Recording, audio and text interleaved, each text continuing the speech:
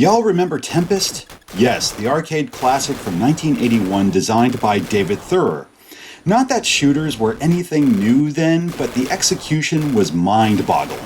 You patrol the edge of a web, blasting enemies that appear at the far end until they're completely eradicated, thus warping you to the next stage, or web in this case.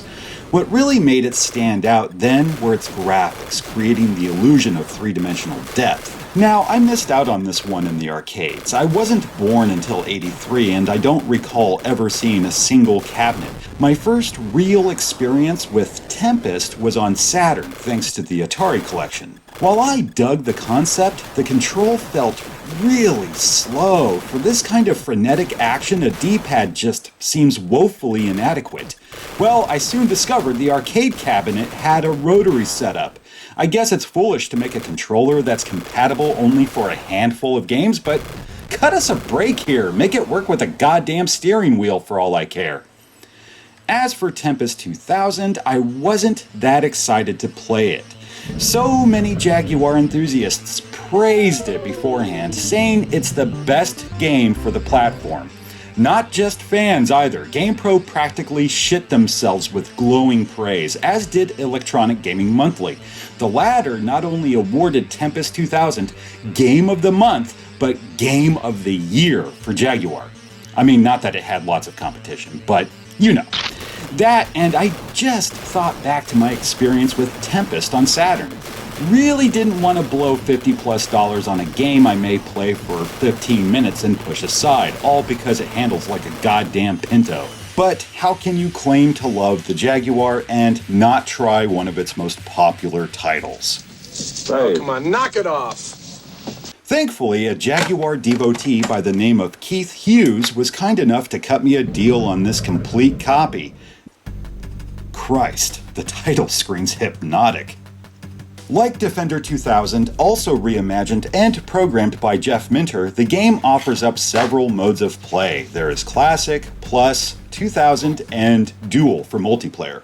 May as well see what all the fuss is about, right?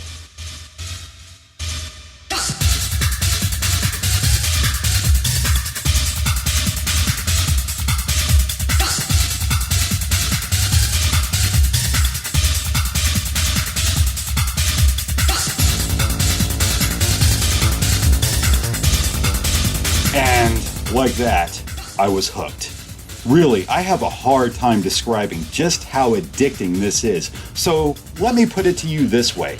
If you're a fiend for old school arcade thrills, then Tempest 2000 is pure medical grade heroin. As with the arcade original, we have a blaster, that's us, patrolling the outer rim of a web lined with corridors. At the far end is where enemies appear and move through said corridors toward you, firing projectiles.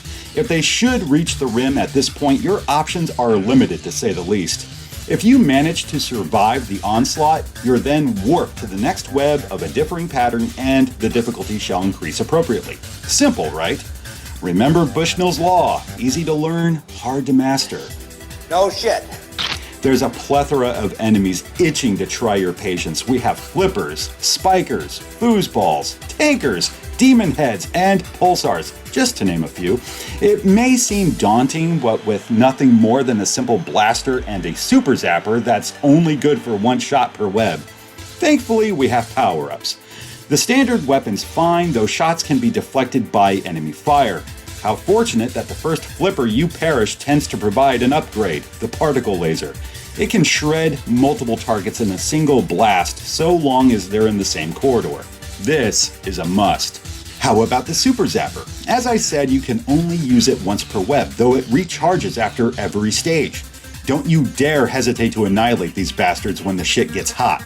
Aside from these fine weapons, you can earn a droid that will cover your ass. Then we have this fine addition right here, Jump. This is positively essential. Once you're 10 or 15 webs in, these fuckers will start flooding the corridors. Being able to jump buys you some time and allows you to get your bearings. Still, you gotta be careful. Flippers aren't so bad. It's the demon heads and spikers you gotta watch out for. Demon heads explode when hit, sending their horns toward you, and there's no blasting through them here. You gotta move your ass.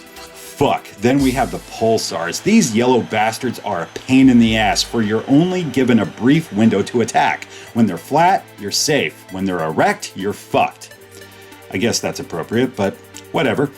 Not challenging enough, you say? Don't worry, the web itself will contribute. We have elaborate planes with many corridors to circumnavigate. Some are painfully small or upside down, and with all this slapping you in the face like a raging hard-on, it's incredibly distracting. Need to catch your breath? Fear not, if you should collect 3 of these tokens, you'll be taken to a bonus stage, of which there are 3 variations. One has you flying through rings. Yes, I'm sure many of you are making Superman 64 jokes right about now. Very funny. It seems simple enough, though maneuvering can be tricky, and the speed will increase as you collect boosts. No, I don't know what that shit is supposed to be. It can be a strip of fucking bacon for all I know. Another variation will have you racing through a psychedelic vortex. Stick to the green path until you reach that finish line. The third and final is like some bizarre hybrid of the two where you fly through rings within a trippy, pulsating fever dream. If you complete the round, you're awarded several thousand points on top of what you've collected and warped 5 webs ahead. Crank my shaft and swallow me whole. I know this must look like absolute bedlam, but when I'm actually playing, it's like I reached this zen-like calm that allows me to focus. In a fraction of a second, I'm weighing all my options. Where to move, which enemy takes priority, when can I expect the next power-up, and how many fucking lives do I have? When the fuck did that happen? And that is the magic of Tempest 2000. When you're caught in its web, you're not thinking about the mundane trappings that consume your everyday life. You're not thinking about work, or the driver that cut you off, or how that fuckhead at Taco Bell forgot your cheesy Fiesta potatoes, or pandemics. Tempest 2000 may very well be the perfect drug.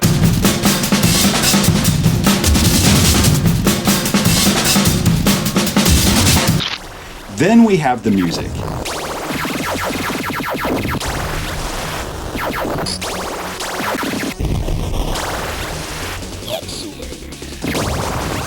Yeah, it's fucking crackin'. Imagitech Design delivers a throbbing electro soundtrack with crystal clarity. It's so good, I was compelled to buy the soundtrack, which contains a few tracks not found on the cart. How about control? Here I am using a D-pad, and it's not only functional, but outright exceptional, making it that much easier to lose myself in the chaos. I really don't know how Minter accomplished this, but bravo, sir.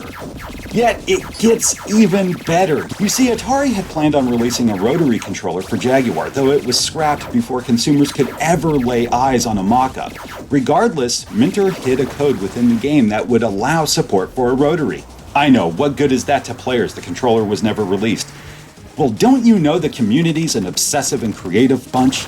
Enthusiasts soon figured out a way to hack a Jaguar pad for Rotary support. There are plenty of tutorials on the web so as to make your own. That, or find someone to do it for you because you're a total idiot when it comes to soldering in spite of some practice. Yes, a friend of mine, Tom Martin, was generous enough to hook me up with this sexy beast. Even came in a box with a nice pouch.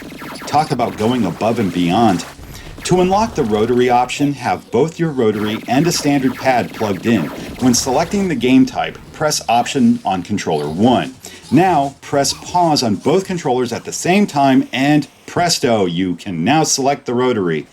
Not gonna lie, it does make one hell of a difference.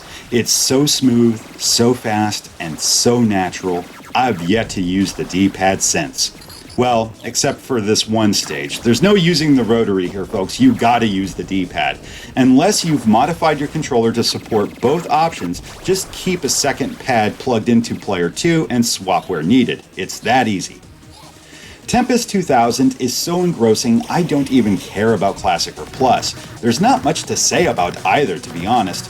Classic features the same webs and music, but the graphics now mimic the classic vector display of the original. Plus is kind of a mix of Classic and 2000.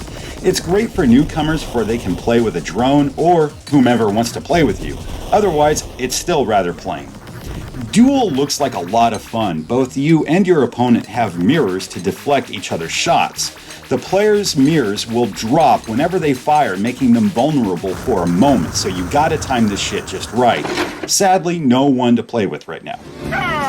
Nobody wants to play with me. Finally, the game saves your score. It took me quite a while to beat Keith's highest, but it's not enough. I need more. Only after I've beaten all 100 stages will I unlock Beastly Mode. I'm generally not one for unlocking harder settings, but this has me intrigued. Again, that's the effect Tempest 2000 has on me, which sounds nuts when taking my initial hesitation into consideration.